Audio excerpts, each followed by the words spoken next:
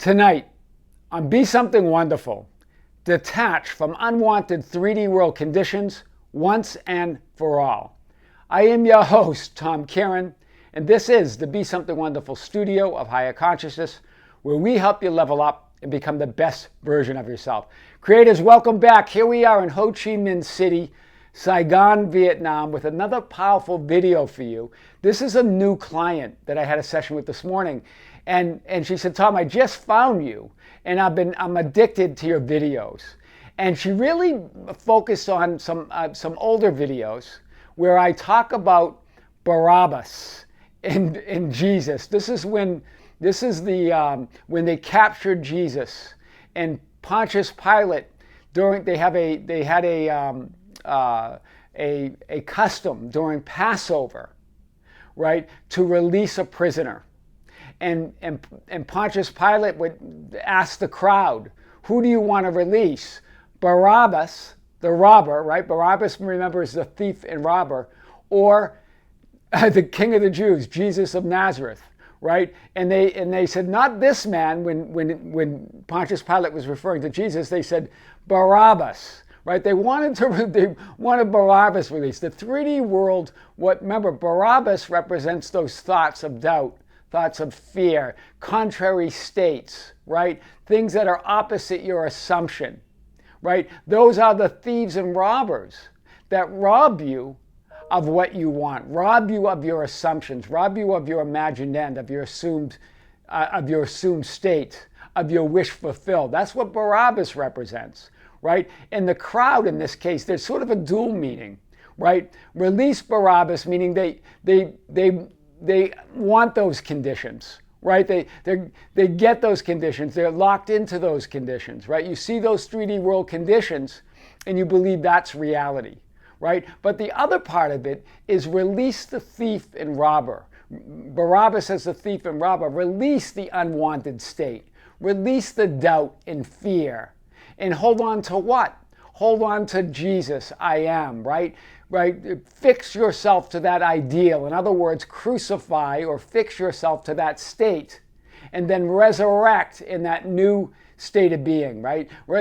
Fix yourself to that state of consciousness, to your ideal, to your assumption, and then resurrect to that new state of consciousness. This is really what she got. She goes, I finally got it, what it really means to release Barabbas. In other words, she goes, release any unwanted 3D world conditions over and over again with love and joy. She goes, that's what I've been doing. I've just been releasing it with love and joy. She goes, I heard from my SP for the first time after nearly 3 months of no contact. And she goes, everything else is just falling into place, right? And she really wanted to talk about this. And the other idea she got from a video was this idea that when we talk about the quote from Neville Goddard, that once you find the phenomena of life, let every other belief go, right? You can release every other belief. In other words, release every other unwanted thought, assumption, or belief in that your unwanted states, or that which you can't have things, right? Release the idea that I am not, and hold on to the idea that I am, right? Jesus. Remember, Barabbas represents I am not. Right? I am not what I want to be. I don't have what I want. Right? That's the thief and robber that robs you of everything that you want. Right? So this is what she said, just to walk you through this. I'm no longer waiting for conditions, inner or outer. Remember, inner conditions of contrary thoughts and feelings, or outer conditions, the people, events, and circumstances, to change, taking my cue from anything outside myself. She's not taking a cue from anything from outside herself. In other words, she's not holding on to Barabbas, right? She's releasing those thoughts of doubt. She's releasing the robber and the thief and robber that's been robbing her of what she wants, right? The 3D world call, release Barabbas, right? I'm seeing and perceiving all conditions, people and circumstances, through and from, that was interesting, through and from my assumed state, and at the same time releasing, without resistance, all contrary thoughts and assumptions with joy and love. Hear this, no matter what it is. Remember, releasing Barabbas is releasing all states that are not your ideal and resting in your assumption. She goes, it really hit me that it's a continual release of conditions dead thoughts and beliefs. Remember, when she says conditions, she's referring to those dead thoughts and beliefs that you know are no longer your choice, right? And holding on to your ideal assumption, or that I am, right? Jesus, remember, Jesus represents your I am. Jesus represents your ideal, your assumed state, your desired state, your imagined end. Hold on to that and release Barabbas, release the thief and robber. If my concept of myself is different, this is really her big takeaway. I want to hit this because this is really this is really a quote that Neville often says in his writing. She goes, if my concept of myself is different, everything in my world is different. And Neville Goddard nearly says the same thing. If the concept of man is different, everything in his world would be different. That's what Neville says. She really got this, and it's changed everything for her. So I want to step you through it.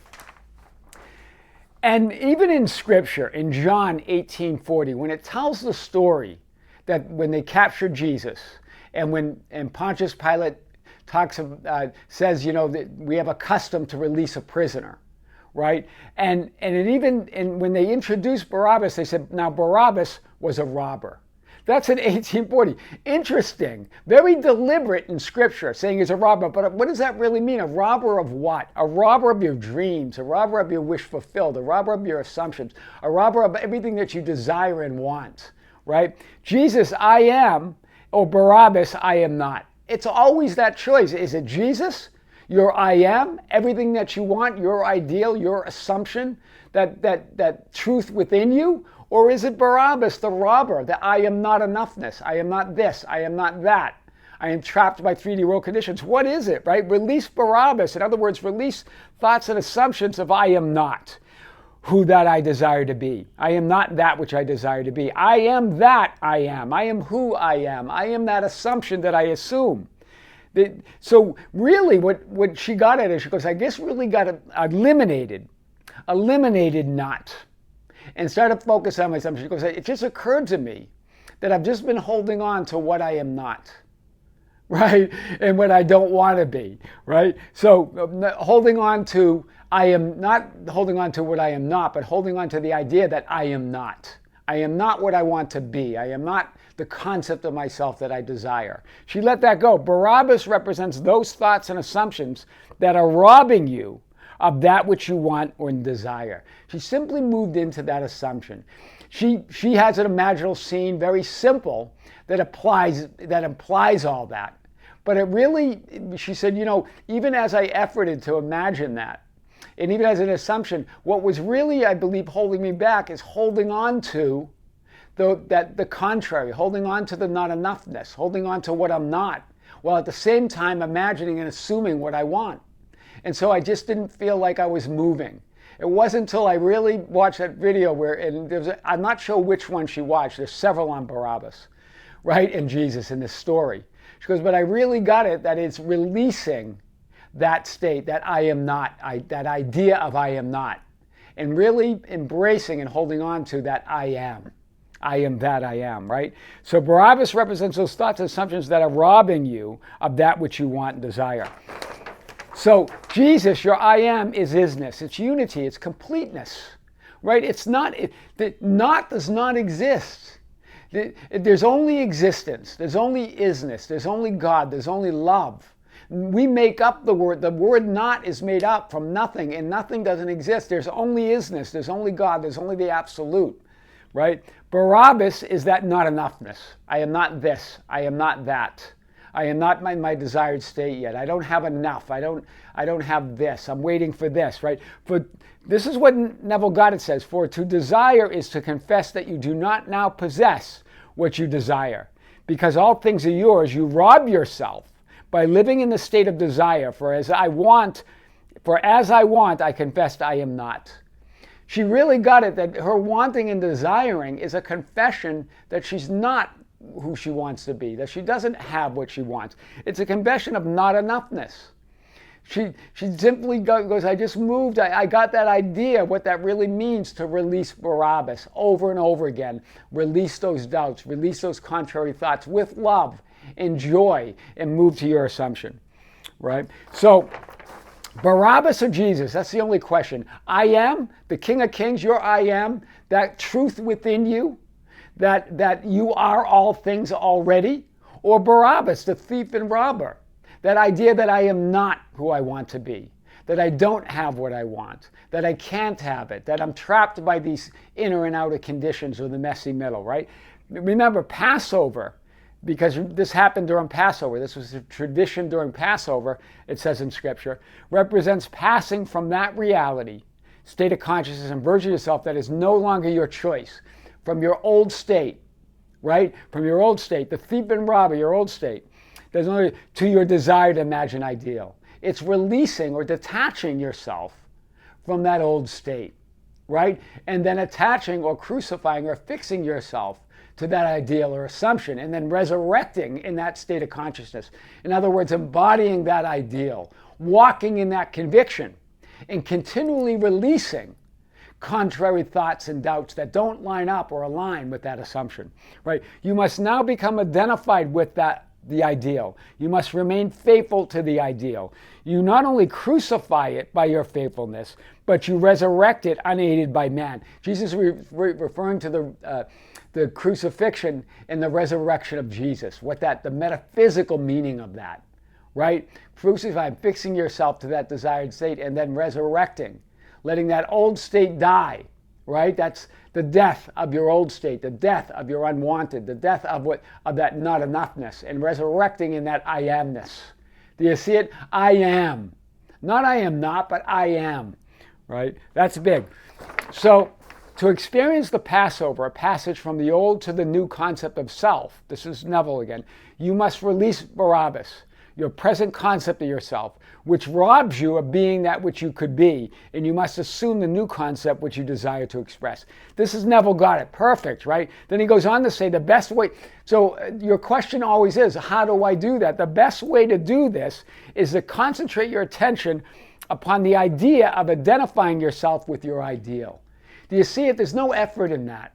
There's no trying. You're moving your attention on the idea of identifying yourself with your ideal, while at the same time releasing contrary thoughts or what you view as unwanted conditions. In other words, releasing Barabbas, right? Fix that new concept of you, right? Crucify Jesus and resurrect that new version of you, right? You're crucifying and resurrecting in that new concept of yourself. That's what we mean by detaching from unwanted conditions once and for all. This is what she said. That's how she started our session. Tom, I really get it. And I'm detaching from the unwanted conditions once and for all. But I'm doing it with joy. I'm doing it for love. For the first time, I'm seeing it that it's just about releasing it and continually releasing those things that come up. It's not fighting them. It's not resisting them. It's not believing, hear this, not believing that you're in a state of non-fulfillment just because those thoughts and feelings come up or those outer conditions look unwanted. It's about releasing them and going back to your assumption, persisting, seeing the world differently, right? She now sees the world through the eyes of fulfillment. She sees it very clearly through those eyes, right? And I just want to go back to this. I'm seeing and perceiving all conditions, people and circumstances through and from my assumed state, at the same time releasing without resistance all contrary thoughts and assumptions with joy and love. If we could simplify the teachings and put it into a simple process, that would be it. And she's feeling the effects of it. That's what we're talking about. That's how to detach from unwanted conditions once and for all. I am your host, Tom Kearin, and this is the Be Something Wonderful studio of higher consciousness, where we help you level up and become the best version of yourself. Creators, thank you. Thank you for subscribing. Thank you for commenting. Thank you for liking the videos. Thank you for joining the membership channel, for being a part of the public channel. We have a Facebook group, the Be Something Wonderful Ambassadors, at facebook.com/groups/Be Something Wonderful, where you can share insight and guidance with others and ask for insight and guidance. Also, we have an Instagram and Twitter at Tom Kearin, or just go to our website anytime at tomkearin.com or besomethingwonderful.com. Creators, with great love, with great light and infinite gratitude, this is Tom. See you soon.